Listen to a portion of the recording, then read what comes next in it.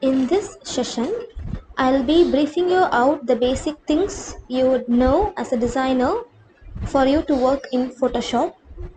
To start with, I'm using an Adobe Photoshop 2020 version, and this is how the window looks if you open the software.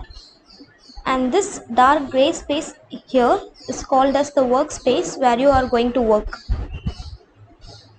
First, to start with, you have to check you have the following tabs: the layers and the paths. It should appear here. Since we don't have it, we have to get it by clicking here at window and layers. You can also press the F7 key here to get the layer tab. Along with the layer tab, you will also get the path tab. If you don't get it, you can again go here and press path. And then I'm going to transfer the single column toolbox into two column by just clicking at the arrow over here. This just for the purpose of my comfort, so it will be easy for me to search the tools easily.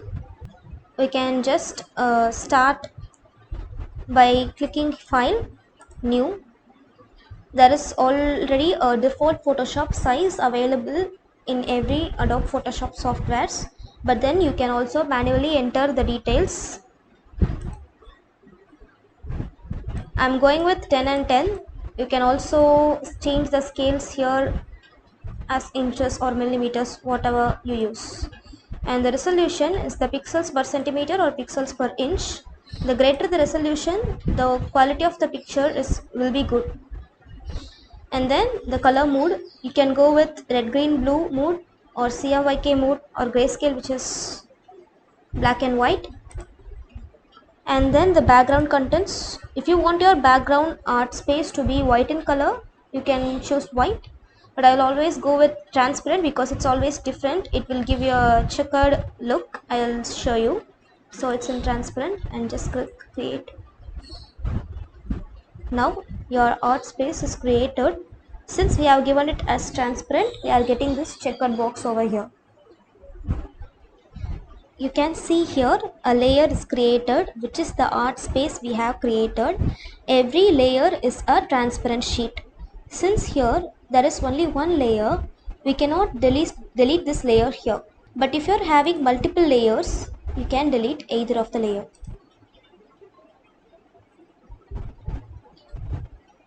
I'm deleting this again. Let's get back. To create a new layer, just press this icon. If you keep the cursor here for 2 seconds, you'll know what that icon is. So it's easy usually to work with Photoshop. Create a new layer, and this layer is formed above the layer 1. Let's see how the layer works. For that, I'm just renaming this layer. To rename it, double press on the name and you can just rename the layer. I'm renaming it as background.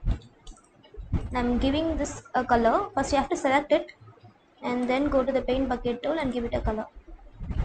And after this, we'll be creating a new layer. I'm renaming it as circle. I'm going to draw a circle. Now go to the rectangle tool. Long press or hold this tool for 2 seconds and you get the sub tools here. I'm pressing the ellipse tool. After this, you can see there is the fill and the stroke for the shape you are going to get. You can change the color and the stroke, its type, etc. Fill, I'm selecting a color. You can just adjust here and select whatever color you want. The already existing color is here and the new color you are going to select is here. If you know the code of the color, you can just enter it because every color has its unique code. Or else if you know the RGB value or the CMYK value of the color, you can just manually enter it in these boxes to get the color. Okay. Now to draw a circle,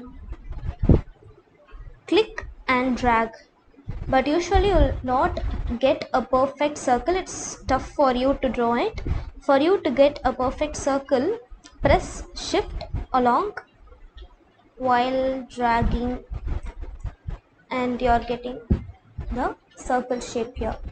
You can see that the shape you have created is there in the layer.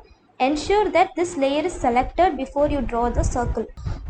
Now For us to understand, I'll be creating another layer. I'm not naming it, just see what happens. I'm selecting a rectangle tool and selecting a different color, for it will be easy for us to understand. I'm drawing a rectangle over it. You can see that the layer renamed itself to rectangle because we have used a rectangle tool. This happens only to the shape tools, that is the tools in this rectangle toolbox. But for any other layer, you have to rename it as we did for the background layer. Now let's understand how this works. If you see, the background layer is the base layer, and the circle layer is above the background layer, and the rectangle layer is above the circle layer, which is why you can see the rectangle as a whole, and the circle, a part of it is visible which is not covered by the rectangle, because these are arranged above each other. For you to understand, I'll just move it here, and you can see the whole circle here and the rectangle as a part because the circle is over the rectangle now. For you to just individually see the layers, there is an icon over here. If you click it, background layer is not visible right now.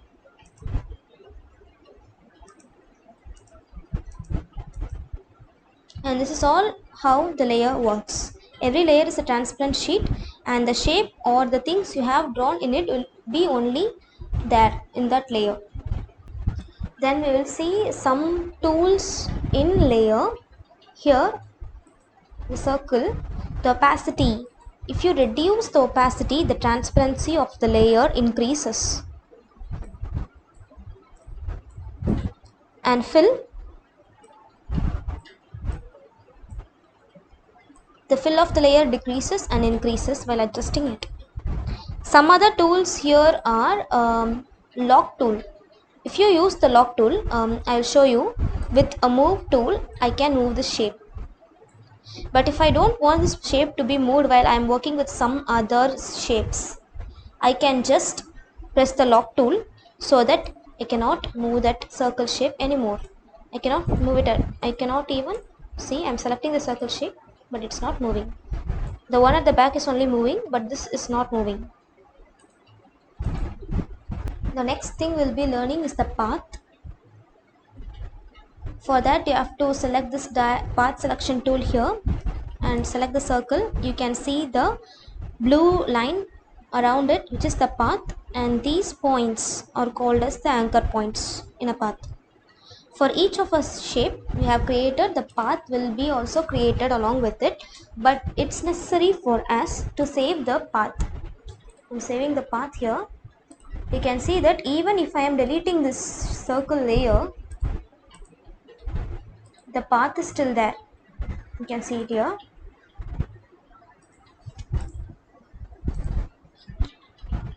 I'm undoing it. So it's necessary for you to always save the path, because in case in future if you want the shape back, you can just retrieve it with the path. I will show you how later. That's all with layers and paths. The next thing is tools.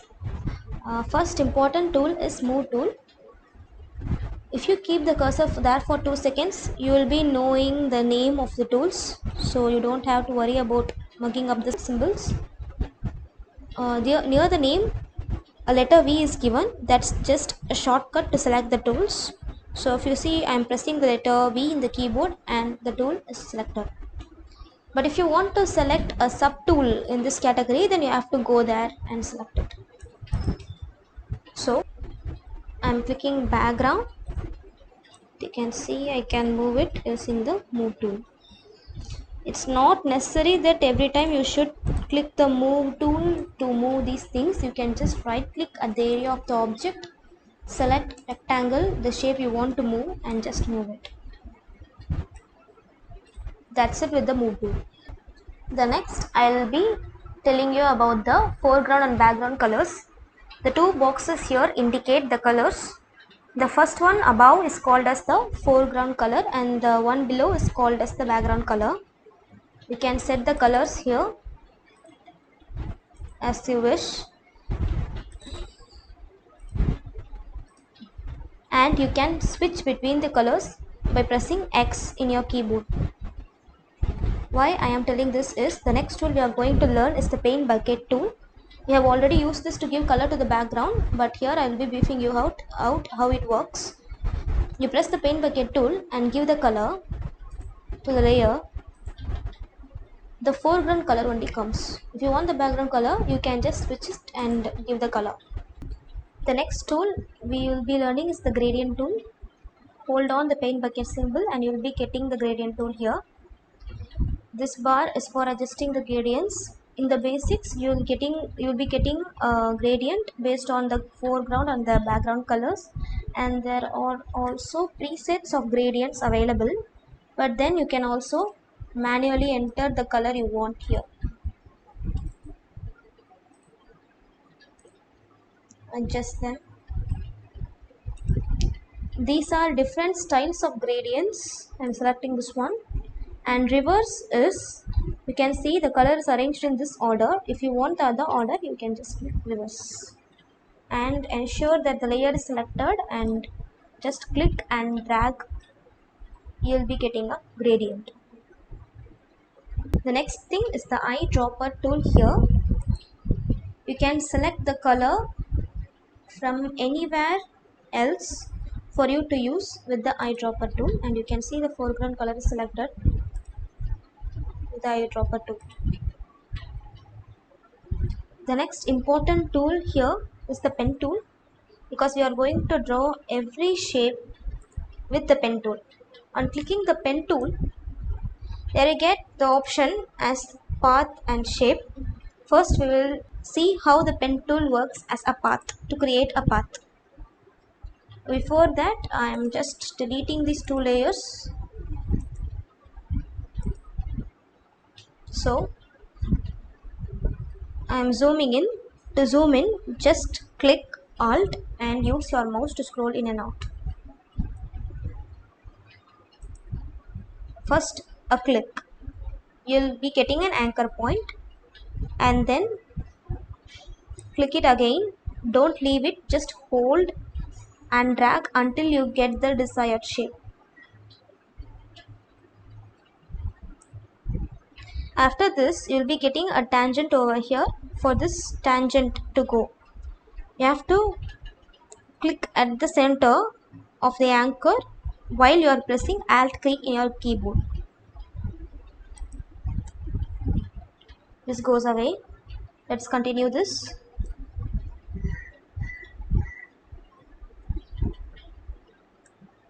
Press Alt and click at the center. You can see that inverted V near the pen tool. So let's see what happens if you are not clicking the Alt. See, if you have this tangent and you are drawing it, you can see the curve is coming along with the tangent. It's not a perfect curve, but it's following the path of the tangent near the anchor point. So you cannot create a perfect curve with that. So that only we are pressing Alt and clicking the anchor before going to the next point. After this also, you can move with your arrow keys this anchor that you have created recently.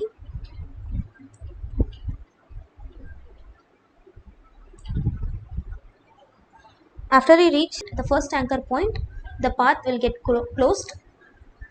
You can see here the path you have created will be there as a work path in the path section. You can rename it and save it. Now you can select this path by right clicking on it and give make selection. The path will be selected. Now come to the layers, create a layer, name it a circle, and I'm going to use the paint bucket tool to give a color to this path. Or simply, you can do it in another way. If you want the background color to come here in this, you can just ensure that this layer is selected and give control and backspace in your keyboard and the background color comes. If you want the foreground color to come, then you can switch the colors and give control backspace and again this color comes. To deselect this, you have to give control and D in your keyboard and this gets deselected. Now let's see how a pen tool works as a shape. Click the pen tool, change it to shape and see what color your shape needs to be. Set it to the color. Stroke, if you want, you can give the color of the stroke, the size of the stroke, etc. And then we can start it the same way we did for path.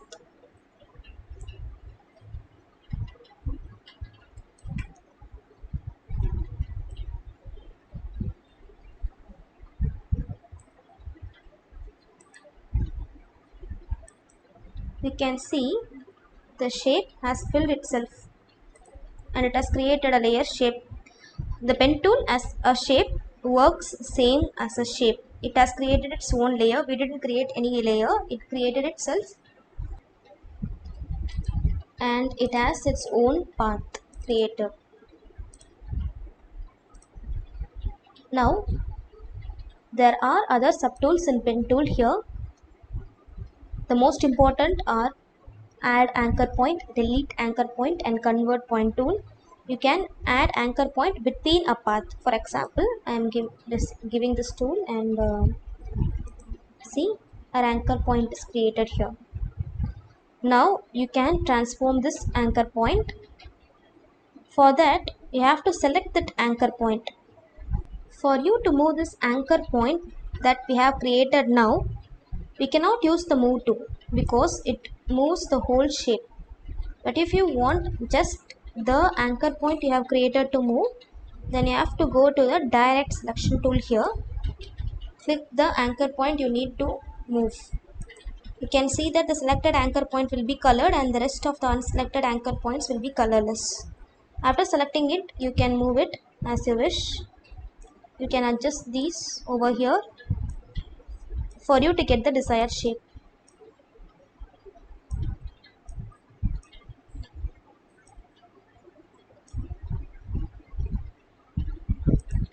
And this path will be available as the path we have saved. We can make selection of this path and we can give a color like info. Let's see how a convert point tool works. For that I am drawing a basic thing with a pen tool now as a shape. It's fine. For you to make straight lines, again press shift and draw so that it gets straight lines. So I have this now. I'm creating an anchor point at the center here and with direct selection tool I'm moving it and you can see that it's coming as a curved path. For me to convert it into a straight path, you can just go to this convert point tool and press the anchor point and it converts into a sharp path. For you to get it converted again into a curved path, just click the anchor point and drag it. You will get the curved path again. Other important tools, I am zooming in again here, are the dodge and the burn tool. The dodge tool, you can select the brush size here, hardness, etc. Or simply you can press the box brackets in your keyboard to adjust the size of the brush. First you have to ensure that this layer is selected. The dodge tool lightens the color that is already there. It doesn't give you any new color, but it just lightens up the color that is already present. Same wise, the burn tool darkens the color that is already there. The next tool we will be learning is the brush tool. See here, there are already brush presets here. General brushes. First I will work this out. Again, like the paint bucket tool, the foreground color only appears with the brush tool, except for few brush presets which may work with both colors, but generally it works with the foreground color. Creating a new layer, switching it. You can smudge these colors by using the smudge tool over here.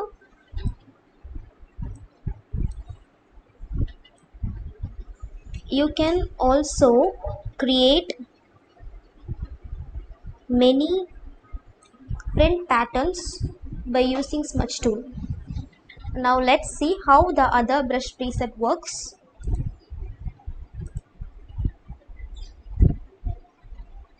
There are dry media brushes like charcoal brushes over here, special effect brushes,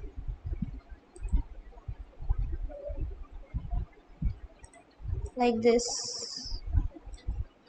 You can also create your own brushes, but I will be briefing you out in another session. The next important tool is the hand tool for you to move through your workspace. There is also a shortcut. You can just press space bar in your keyboard and move it with your mouse. These are the important tools you should know to work in Photoshop. I will be meeting you all in another session as how to make use of these tools to design a dress in Photoshop. Until then, practice these basic tools, especially the pen tool, because every beginner will feel difficult to use the pen tool. Before we end this session, I would ask you to save the file. To save it, go to File, Save.